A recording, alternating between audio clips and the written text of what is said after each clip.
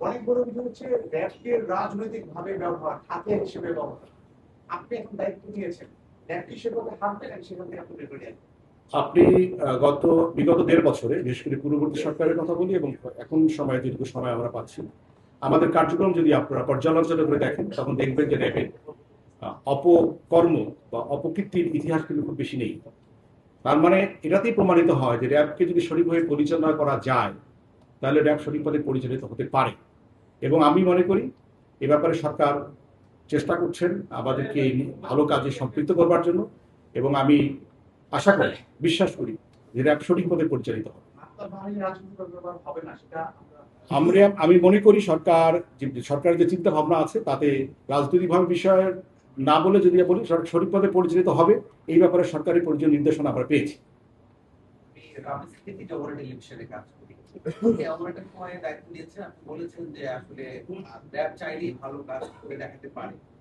সেটা আমরা দেখেছি যে ক্রসফায়ারের যে অপবাদ ছিল সেটি কিন্তু নেই বলে সময়। আপনি কোন জায়গায় র্যাবকে দেখতে চান আপনার এই টার্মে, যে কটা দিন থাকবে? ধন্যবাদ।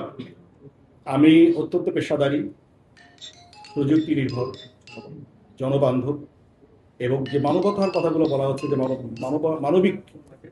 মানবিকভাবে যেন আমরা কাজ করতে পারি, সেরকম একটা অবস্থানে আমি দেখতে চাই এবং আমরা মনে হয় সেই জায়গায় আমরা যেতে পারবো ইনশাআল্লাহ। বাংলাদেশের যে জলদস্যু এবং এই উত্তরাঞ্চলের যে যারা মুক্তিযোদ্ধা বাহিনী, এদেরকে নিয়ন্ত্রণে বেশ সক্রিয় ভূমিকা পালন করেছিল।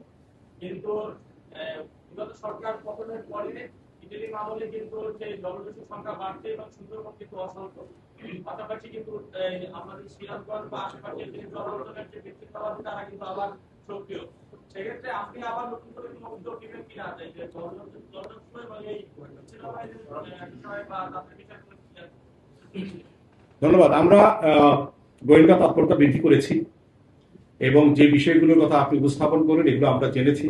এই বিষয়গুলো আমাদের গোচরে আছে এবং এগুলোর উপর আমরা কাজ করছি। বিগত সময়ে আমরা অনেক কারণে অনেক দিকে দৃষ্টি দিতে পারিনি, দেশ নির্বাচন ছিল আমাদের সবচেয়ে বড় প্রায়োরিটির জায়গা, সে কারণে আমরা এই বিষয়গুলোর দিকে নজর দিতে পারিনি।